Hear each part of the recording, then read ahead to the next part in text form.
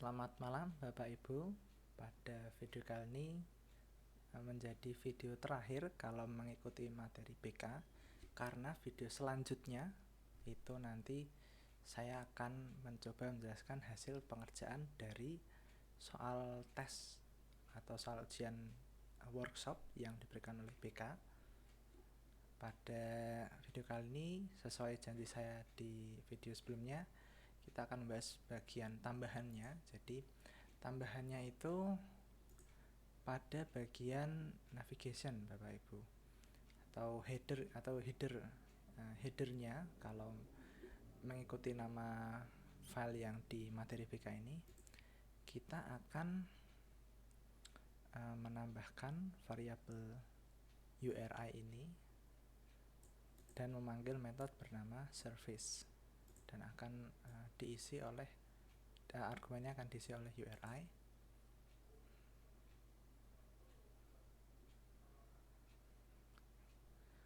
Nah, ini nanti selanjutnya adalah menambahkan bagian kontaknya atau halaman kontak seperti itu. Nah, ini nanti di bagian URI-nya akan memanggil metode getSegment, jadi seperti yang ada di controller kemarin. GetSegment 1, apakah G1 itu sama dengan kosong seperti ini? Kalau iya, kelasnya akan dibuat aktif.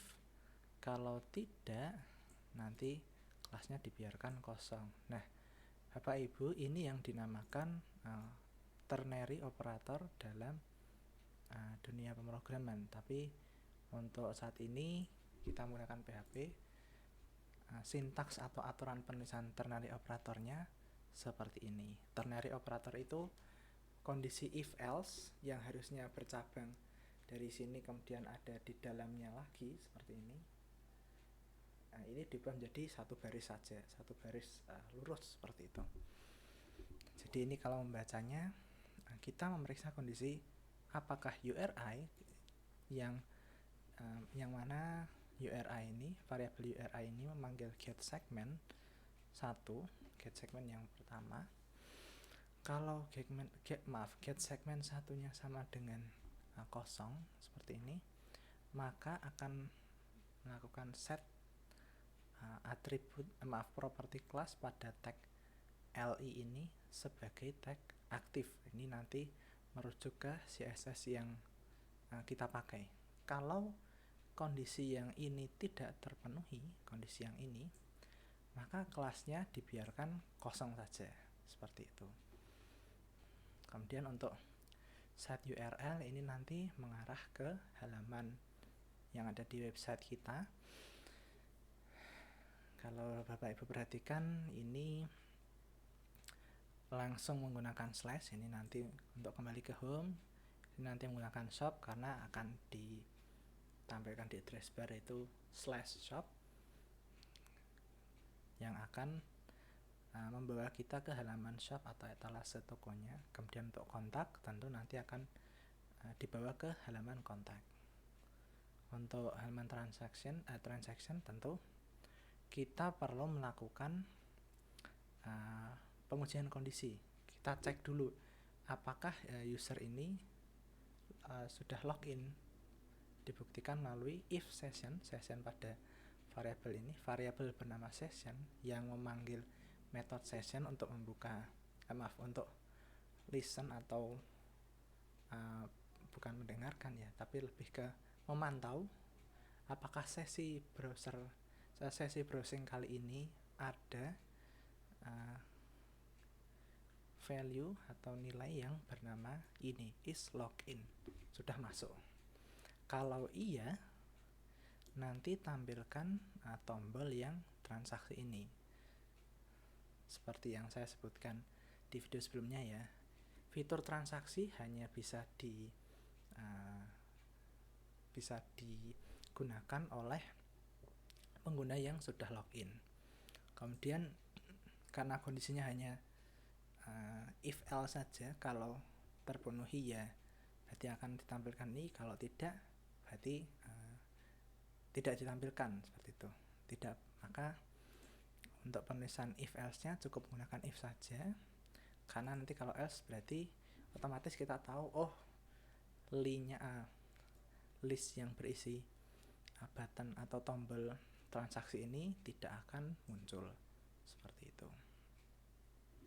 Saya akan kembalikan lagi dan saya demonstrasikan.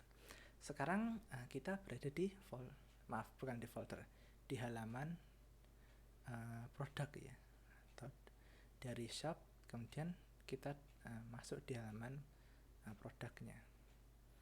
Kalau saya klik shopnya misalnya, kemudian saya klik inspect element, kita ingin menguji apakah betul kelasnya ini aktif. Saya arahkan ke sini dan ternyata bisa Bapak Ibu lihat kelasnya memang aktif. Kalau kalau di menu sebelahnya gimana itu Mas? Apakah memang betul kelasnya kosong saja? Saya klik dan Bapak Ibu bisa lihat ini tidak ada keterangan kelasnya seperti itu. Kalau untuk shopnya sekarang ini sedang aktif. Tapi kalau saya klik home, apakah yang akan terjadi? Seharusnya ini berubah kelas tagline-nya menjadi ada kelas aktif seperti itu. Dan selanjutnya untuk bagian kontak, tentu kontak ini relatif singkat saja. Kita menambahkan routes yang bernama kontak. Ini metodenya itu add. Mungkin akan saya langsung buka. Tidak perlu scroll, cukup Ctrl P. Saya buka routes. Kan saya hover, adds a single route to collection. Oh, ini berarti bukan request HTTP yang bertipe add, tapi ini metode atau fungsi bawaan dari kode igniter seperti itu. Kita hanya menambahkan rute saja seperti itu. Kita tidak perlu melakukan get request. Maaf kalau tidak salah. Oh iya, kalau untuk keterangannya ini ketika saya arahkan ke sini, untuk metode get yang bernama get ini keterangannya menyatakan root secara spesifik yang hanya tersedia pada request HTTP yang bertipe get yang GET besar ini. Karena ada get, ada post, ada put, ada delete kalau tidak salah. Ada 4 sebenarnya. Tapi yang biasa dijumpai dalam belajar dunia pemrograman web itu hanya get dan post. Kalau bagi yang pemula, tentu saya juga karena ini saya belajar lagi seperti itu. Kita perlu menambahkan function kontak pada controller home. Jadi untuk kali ini kita tidak perlu membuat controller baru. Ini hanya menampilkan halaman kontaknya saja di dalam folder pages, kemudian kontak ini, dan nanti akan extend ke layout tentu karena kita kita sudah menyatakan kita ingin membuat halaman websitenya modular gitu. Kalau ada bagian yang selalu muncul di halaman tersebut, kita pisahkan saja seperti itu. Dan untuk bagian kontak isinya hanya dari breadcrumb itu di bagian ini. Mungkin saya klik shop, ini saya close saja inspect elemennya. Ini yang dinamakan breadcrumb Bapak Ibu, seperti papan nama jalan seperti itu. Anda di jalan ini, kemudian sekarang di jalan ini gitu. Anda di jalan awalnya dari jalan home, sekarang di jalan bernama shop. Kurang lebih seperti itu analogi yang dapat saya gunakan. Tentu kalau ada analogi yang lebih bagus, silahkan Bapak Ibu komentar di bawah. Nanti akan saya pelajari seperti itu. Dan ini untuk bagian Google Map-nya. Kalau saya buka langsung,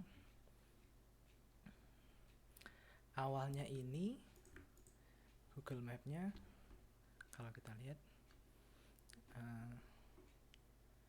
Google Map-nya adalah di sini. Nah, Google Map ini akan mengarah kemana? Kalau kita copy, kemudian kita pastekan ke browser misalnya, must be used in iframe. Maaf, berarti tidak bisa langsung dicari. Mungkin harus dibuka lewat Google Map dulu, misalnya Google Maps.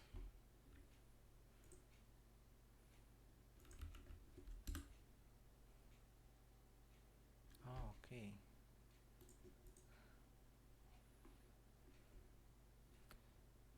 Oke, ini tidak wajib Bapak Ibu lakukan, ini lewati saja, saya hanya penasaran. Untuk lokasinya, nah awalnya itu kita diberitahu untuk buka dulu Google Map-nya, kemudian cari lokasinya, kemudian diklik bagikan ini, terus kalau ada pop-up yang muncul, ada jendela baru yang muncul seperti itu, kita klik bagian sematkan peta kalau Bapak Ibu menggunakan bahasa Indonesia di komputernya. Misalnya saya di sini saya ingin kasih link Google Map-nya itu mengarah ke Simpang 5. Saya klik Simpang 5, Jalan Simpang 5 atau Simpang 5 Plaza misal. Simpang 5 Plaza, saya klik bagikan, kemudian sematkan peta, besar. Nah, ini ukurannya sedang saja, misalnya saya klik salin HTML. Tentu kalau Bapak Ibu menggunakan bahasa Inggris nanti berarti embed map kalau tidak salah. Bagikan itu nanti namanya menjadi share, seperti itu. Sematkan peta, kemudian cukup kopikan pada bagian sini di dalam map inner, seperti itu. Dan untuk menambahkan video YouTube-nya, nanti Bapak Ibu tambahkan sebuah tag iframe. Ini nanti di generate atau dibuatkan oleh YouTube-nya, seperti itu. Dia nanti dimasukkan tepat di dalam div class call ini. Di misalnya saya ubah ya, yang di bagiannya saya. Misal ini saya copy aja dulu untuk backup. Ini tadi yang ini kalau tidak salah. Saya Ctrl save. Dan ini Bapak Ibu cukup scroll. Nah, mulai di baris, kalau di tempat saya mulai dari baris 71 pada bagian call strip LG strip 6 spasi offset strip LG strip 1, ini berarti mengatur kolomnya itu besarnya kategorinya yang large, kemudian dibagi menjadi 6, seperti itu. Sejauh pemahaman saya kalau di website itu kolom bisa dibagi jadi 2, berarti nanti perbagian itu besarnya 6 satuan kalau tidak salah. Kalau mau dibagi lagi berarti 12 dibagi 4, berarti nanti ada 4 kolom, per kolomnya besarnya 3 satuan. Kurang lebih seperti itu pemahaman saya. Ini misalnya saya word wrap dulu. Ini misalnya saya copy juga, saya cut untuk backup. Kemudian ke YouTube ya, kita buka youtube.com. Misalnya profil Semarang, profil kota Semarang misalnya yang ini. Semarang hebat, Semarang kota kita.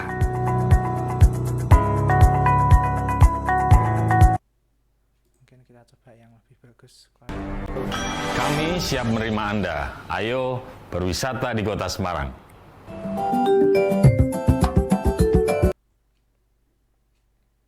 Atau kita cari aja yang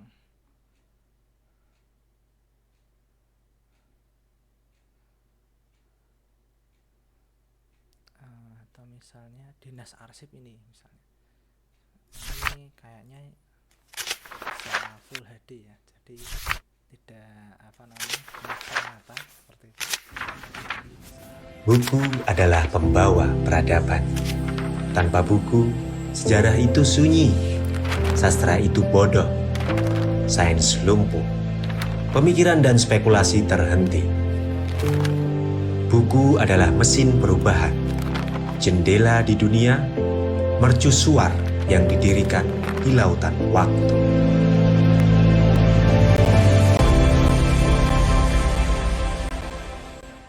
Pada bagian share,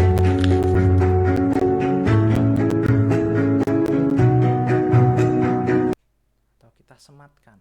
Nah, ini nanti yang perlu Bapak Ibu kopikan atau salin.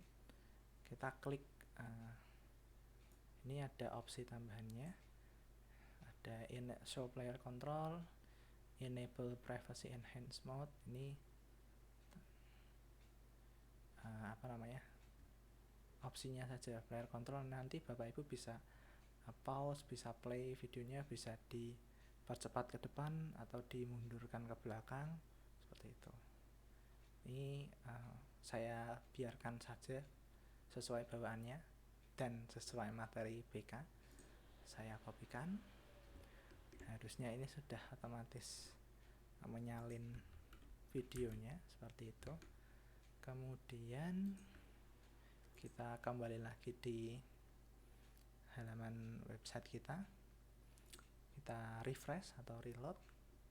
Tunggu sebentar, dan sekarang lokasinya sudah berubah dari yang tadinya Fakultas Teknik Udinus, sekarang di Simpang 5 Plaza. Kemudian videonya tadi dari yang commercial ad untuk clothing ad, jadi video promosi untuk pakaian, sekarang jadi profil Dinas Arsip dan Perpustakaan Kota Semarang. Kalau saya klik, ini bisa saya percepat ke depan, saya mundurkan ke belakang juga bisa. Ini otomatis ke pause kalau Lebih dari 100.000 buku yang dapat dibaca dan jelajahi. Berbagai sudut ruang baca pun juga khusus demi kenyamanan pemustaka membaca. diperkecil. Tak hanya untuk dibaca di perpustakaan saja, hampir semua buku-buku yang ada dapat dipinjam hingga 7 hari lamanya. Bertempatkan di Jalan Prof. Sudarto nomor 116. Dan kurang lebih itu dari poin tambahan yang ada di materi workshop, sekaligus mengakhiri seri yang dari requirement sampai tambahan. Dan terakhir nanti adalah soal ujian dari BK. Soal ujiannya adalah seperti ini. Ini saya perlu download ya, ternyata ini rencana soal tes yang sudah saya download, dan ini adalah soalnya. Saya perlu membuat sebuah tabel, kemudian diisi tabel seperti ini, dan diminta untuk menampilkan di halaman depan. Kemudian ini nanti saya perlu membuat sebuah inputan teks, jadi kolom untuk input teksnya untuk kode vouchernya, dan nanti dilakukan pengecekan atau pengujian kondisi sebagai berikut. Ini nanti akan saya demonstrasikan di video selanjutnya, sekaligus video selanjutnya nanti menjadi penutup dari seri yang saya buat atau playlist yang saya buat. Kurang lebih itu saja. Mohon maaf jika masih ada kekurangan kata. Terima kasih dan sampai jumpa di video selanjutnya.